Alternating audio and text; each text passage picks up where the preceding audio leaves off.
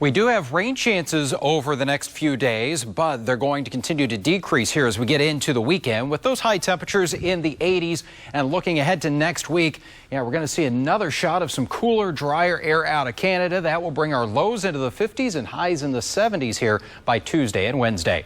Thanks for joining us at 5:30. The news at 6 starts now. From the station working for you, this is WRTV News at 6, streaming now. Being able to have one less burden off of them is just awesome. It's just, important right now. The Indianapolis Housing Agency is taking steps to avoid mass evictions as the state's eviction moratorium expires tomorrow. How they're working with residents instead of putting them on the streets. The flu season is about to intersect with the COVID-19 pandemic. Working for you, we get advice from health experts, the steps you should take to stay safe and healthy. Thunderstorms between Bloomington and Bedford now. We'll talk about when rain chances return for all of us coming up.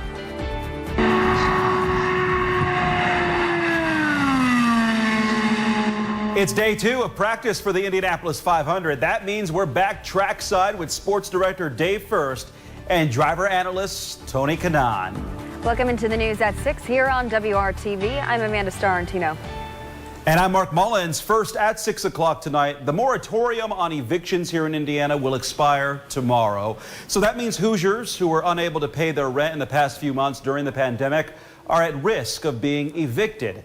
But today, the Indianapolis Housing Agency approved a proposal to prevent mass evictions in Indianapolis.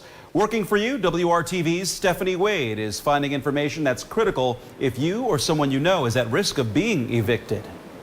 Thousands of people just in the city of Indianapolis are at risk of being kicked out of their homes starting Friday. But today, the IHA Board of Commissioners voted to try to stop that. Times right now are very tough. Tough for many of us, especially for those who lost jobs or had pay cuts because of COVID-19.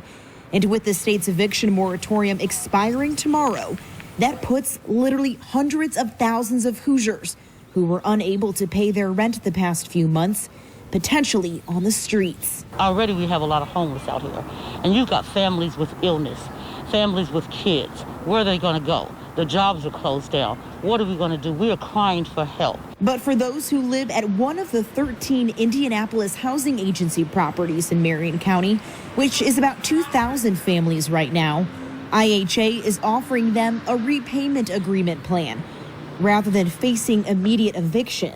We don't want to file these mass evictions when we're able to.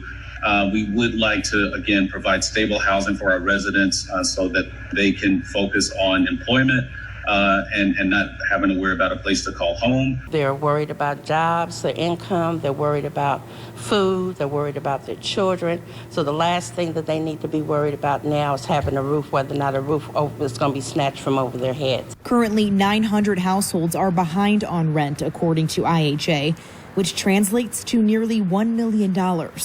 For those who have been impacted by the pandemic, you may also qualify to have your rent lowered by completing a change of income form. They'll give you a break a little bit for it. That's one thing I like about it. They try to talk to you. They try to work with you. That's what I like.